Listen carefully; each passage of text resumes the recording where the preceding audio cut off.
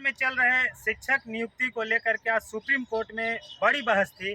BEd अभ्यर्थियों की तरह याचिका लगाई गई थी। याचिकाकर्ता दीपांकर गौरव ने बीएड अभ्यर्थियों का यह पक्ष लेते हुए सुप्रीम कोर्ट में ये आज बताया था कि चूंकि 1 to 5 में बीएड अभ्यर्थियों की बहाली होनी चाहिए, क्योंकि विवाद उत्पन्न हुआ था 11 तारीख के उस जजमेंट को लेकर के। अनिरुद्धा बोस के एक बेंच ने वो जजमेंट दिया था, जिसको लेकर के ये बहस छिड़ी थी कि प्राथमिक विद्यालयों में सिर्फ डीएलएड के ही छात्र पढ़ाने के योग हो सकते हैं, बीएड के छात्र योग नहीं हो सकते हैं।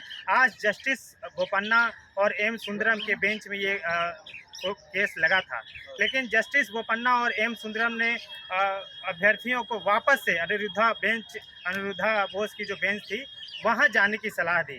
कोर्ट का ये साफ तौर पर मानना था कि हालांकि याचिकाकर्ता के वकील प्रशांत भूषण ने कोर्ट को बताया कि इसी कोर्ट ने, बोपन्ना साहब की कोर्ट ने ही छत्तीसगढ़ वाले मामले में अभ्यर्थियों को राहत देते हुए 1 to 5 में सिलेक्शन प्रोसेस में अलाउ किया था, चूँकि उनकी जो बहाली थी वो पहले की थी। उनका कहना था स्पष्ट रूप से कि ये चूँकि 11 अगस्त 2023 से जो बहालियाँ चल रही थी उस पर अलाउ मिलना चाहिए, तो बोपन्ना सर ने कहा कि इसी से कॉन्फ्लिक्ट उत्पन्न हुआ है और उन्होंने वापस से अनिरुद्धा बोस की बेंच में अभ्यर्थियों को जाने की सलाह दी है। कोर्ट का यही निर्णय हुआ है कि आप वहाँ अपनी प्लीडिंग लगाएं।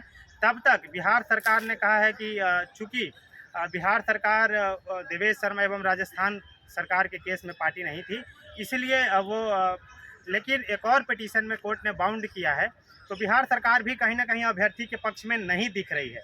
उनके कोर्ट में वकील ने स्पष्ट तौर पर कहा कि वो बाउंडेड है उस जजमेंट से, जिसमें कहा गया है कि 1 to 5 में सुप्रीम कोर्ट में अभ्यर्थियों की जो याचिका है उस पर सुनवाई जस्टिस बोपन्ना न करके जस्टिस अनिरुद्धा बोस करेंगे। तो अब अभ्यर्थियों को जो अंतिम उम्मीद है वो फिर से अनिरुद्धा बोस के पास की हो गई है, लेकिन अभी भी बीएड की उम्मीदें जिंदा है, बीएड की उम्मीदें समाप्त नहीं हुई है।